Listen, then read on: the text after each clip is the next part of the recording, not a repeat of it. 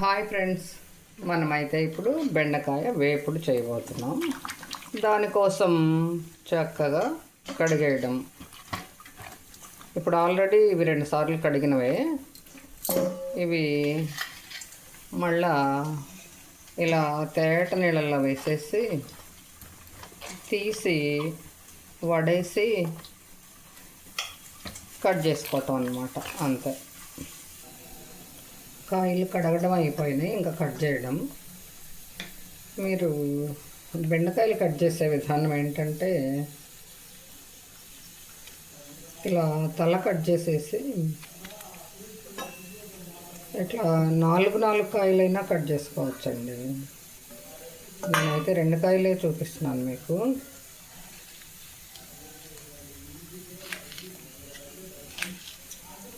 ఇది ఒకటి లోపల పుచ్చు ఉంటుందేమో ఇలా చెక్ చేసుకోవాలి ఖచ్చితంగా.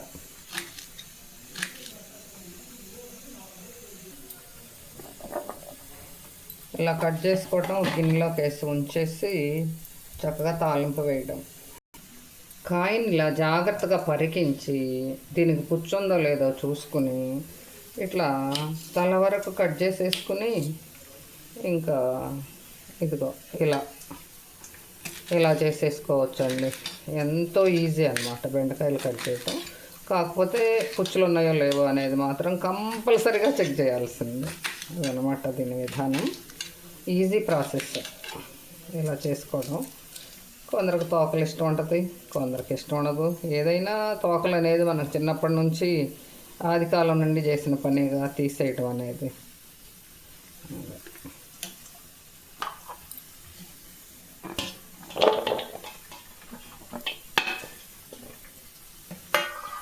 బెండకాయ, దొండకాయ ఇవన్నీ కొయ్యటం అంటే మామూలు చిరాకు కాదు, అంత పని అనిపిస్తుంది.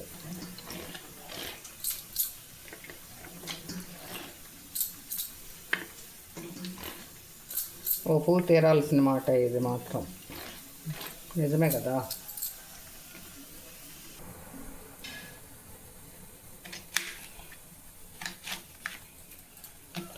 లేత బెండకాయలు అయితే స్టవ్ మీద వేయగానే వీటి సంగతి చక్కగా అవుతాయి అన్నమాట. అంటే ఈజీగా మగ్గిపోతాయని లేత బెండకాయలు అయితే.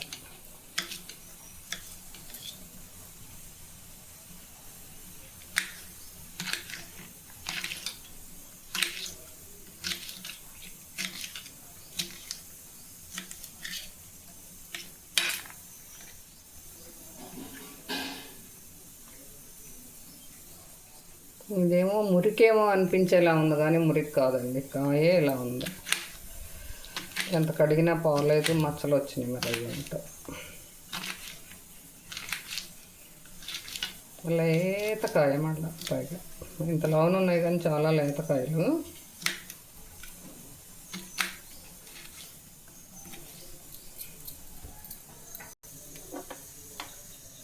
ఇంకా పొయ్యి వెలిగించడం. పొయ్యి అంటే స్టవ్. బాండి పెట్టేసేయడం. ఇది కాలగానే ఇంకా బెండకాయ కూర చేసేయడం. ఓకేనా ఫ్రెండ్స్? మనమైతే మన రైస్ బ్రాన్ ఆయిల్ వేసి చేసేద్దాం. బాండీలో చెమ్మ పూర్తిగా పోయిన తర్వాత ఆయిల్ వేయడం బెటర్. ఎందుకంటే ఇదిగోండి, ఆ చుట్టూ ఉన్న చూసారా వచ్చి దీనిలో జారుతాయో. నేను చెప్తున్నాను. ఇది చూడండి వచ్చేస్తున్నాయి. తడి రాకుండా చక్కగా క్లాత్తో తుడిసేసుకున్నంత ఉత్తమే లేదు. మనం రైస్ రిచ్ ప్రియావారి ఆయిల్ వాడుతున్నాం. అంటే బెండకాయలో కాస్త బాగానే పడుతుంది కదండి, మీ అందరికీ తెలిసిందే కదా. ఇది తెలియందేముంది, అందరికీ అన్నీ తెలుసు. ఏదో నాకు వచ్చిన సందాలు నేను వంట చేద్దామని స్టార్ట్ చేశాను ప్రాసెస్. ఓకేనా ఫ్రెండ్స్? అయితే దీనిలో మినప్పప్పు ఫస్ట్ వేస్తున్నా, కొంచెం వేగుతాయని. ఇంకా జీలకర్ర, ఆవాలు.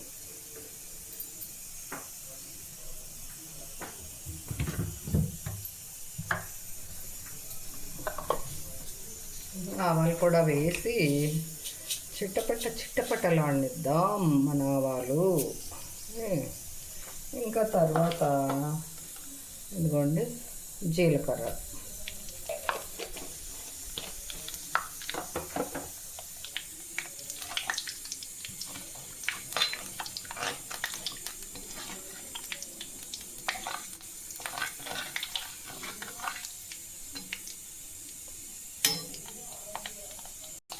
నేనైతే కరివేపాకు తర్వాత వేద్దాం అనుకుంటున్నాను ఫ్రెండ్స్. ఇప్పుడు ఈ ముక్కలన్నీ వేసేద్దాము. ఇప్పటికీ హైలోనే కాసేపు హైలో ఉంచి సాల్ట్ వేసిన తర్వాత సిమ్లో వేసుకోవడం.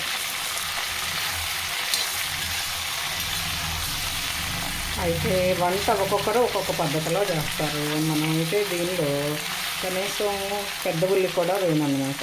అది మన ప్రాసెస్ అది.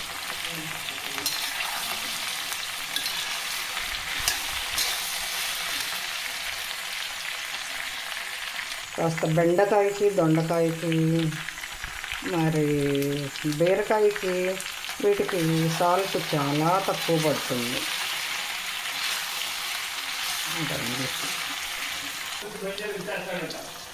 కరివేపాకు,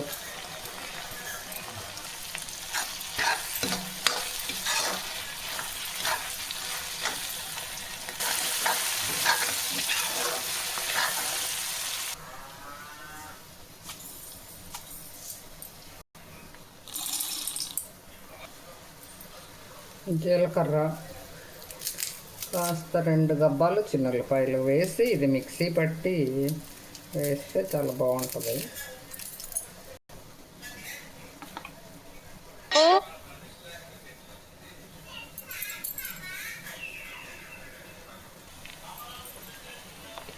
ఒక్క స్పూన్ కారం వేసి బాగా తిప్పేసిన తర్వాత ఆ పౌడర్ వేయటం.